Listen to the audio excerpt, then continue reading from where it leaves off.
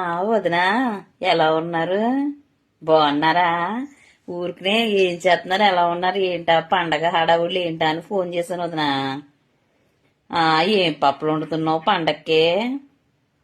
అయ్య బాబోయ్, సున్నుండ్లా? మీ తమ్ముడికి ఎంత ఇష్టమో సున్నుండ్లు అంటేని.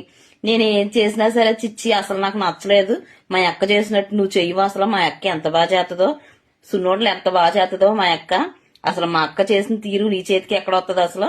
మా అక్క సున్నుండ్లైనా అరుసులైనా గోరుమిట్టిలైనా ఎంత బాగా చేస్తుందో అంటాడు. అత్తమాను నీ మాటే మీ తమ్ముడికి. నీ చేతి వంట అంటే ఎంత ఇష్టమో మీ తమ్ముడికి.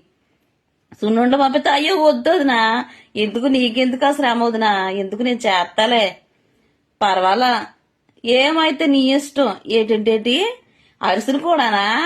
అది నువ్వు ఎంత మంచిదాను వదినా అసలనా. సున్నుండలో అరిసెలు కూడా పంపిస్తావా?